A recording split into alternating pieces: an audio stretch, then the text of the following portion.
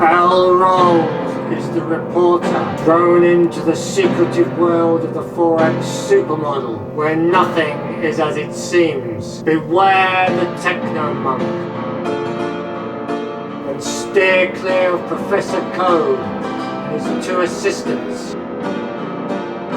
Give the senior trader a wide berth,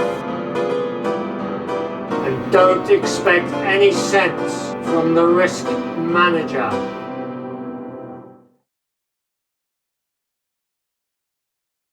Hello, I'm Professor Code. This is the Forex Super Model weekly review for Monday the 20th of the 9th to Friday the 24th of the 9th, 2021.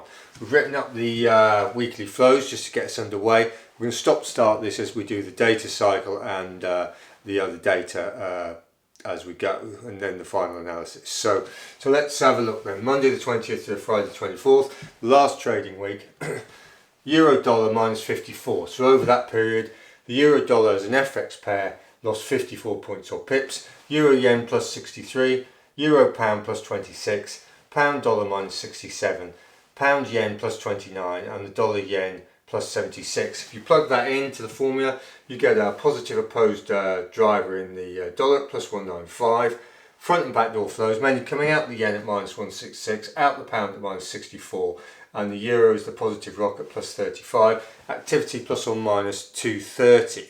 Right, we'll stop it there and write up the asset classes. Right, we've written up the asset classes. So then the US dollar index, basically it was pumped up, it came back down, it's now come back, it's now 0.20 from the high, 20% off the model high. Gold is 0.33 from the floor, generally doesn't like a stronger dollar. Oil is pretty high, 0.20 from the high, so 20% off the high. Wall Street, S&P Tech, they've all got this sell-off look and then recovery, partial recovery, and Wall Street is 0.31 from the high, S&P 0.32 from the high, and Tech is 0.31 from the high. So basically they're about a third off the highs. US 10-year in the bund, this is the price. Remember, the prices have been pushed down on the US 10-year in the bunds, and then yields are pretty much at a peak, short-term peak. So we've got price pressure on the downside, and then showing higher yields in the US 10-year and the bund. Right, copper has been chopping, it broke down, it's now back up, it's 0.42 from the high, so it's above half marks. And US steel is not doing very well. It's struggling around the floor, it's 0.14 from the floor.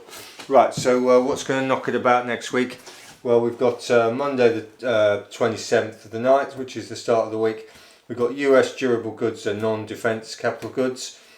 Tuesday we've got Bank of Japan minutes, and AUD retail sales. And Wednesday we've got a light data day, which is revolves around mainly tier 2 data in the Swiss and the Euro. So and a bit of US home sales data. So that's where we are. We're going to stop it there and write up the data cycle. So don't go away. Right, we're back. We've written up the data cycle then. So China is mixed. Tier 1 is soft. Tier 2 is neutral. The dollar is mixed. Tier 1 is soft. Tier 2 is very strong. German is neutral to soft. Euro is neutral to soft. The yen is neutral to mildly positive. The pound is soft. CAD is neutral to strong. AUD is mixed. Tier 1 strong. Tier 2 very soft. New Zealand is mixed. Tier 1 strong. Tier 2 soft. And the Swiss is neutral to soft. So basically, if you look at the strong elements here, you've got a very strong tier 2 in the dollar. You've got a strong tier 2 in the CAD, and you've got weak tier 2s in the AUD and the NZD. So you've got quite a messy, mixed picture on the data cycle, which sort of ties in with the way trading's been going.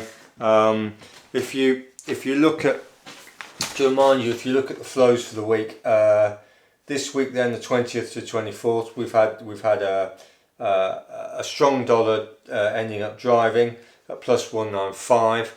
It's driven negative flows out of the yen via the equity transmission. Presumably equities have been recovering, which tends to depress the yen complex. So it's strong dollar, out of the yen, out of the pound to a certain extent, and the euro's been the positive rock at plus 35. Last week then we had a weak pound driving at minus 227, so soft pound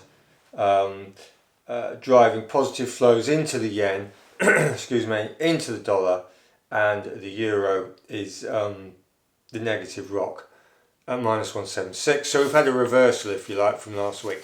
Right, so let's just get rid of this and do the final analysis, and then that'll do us till Monday morning. So basically, we've had this Fed taper argument. So we've got the dollar, the euro, the yen, and the pound. We've had rates decisions on there this week. So basically, you've got this idea of the taper. So the bond market is starting to believe the talk. Yields are actually rising, and the price is depressing. US 10-year and the bond are on the floor in terms of price. So you've got this sort of dollar strength, and you've got this equity rebound. I mean, in theory, equities will not like this strong dollar eventually, so they'll think about coming off. But equities are sort of they all tend to look like this. So we're about a third off the model highs, if you remember from the earlier analysis on the asset classes. So it's likely we're going to get this. We're going to reach the highs again. Ploughing on through a stronger dollar, so it's going to be interesting next week to see how things go. We can't fully tell until we see Monday's flows in the Asian session. That's a big indicator for us, given all the other information. So there you are then. Really, we've got this resurgent dollar. We've got resurgent equities, which aren't really going to be compatible long term. And it's not, a resurgent dollar isn't going to help the commodities market either. So there's going to be two strong forces opposing shortly. So we'll see how we go. Hope that was useful. See you Monday for the daily briefing, and thank you for watching.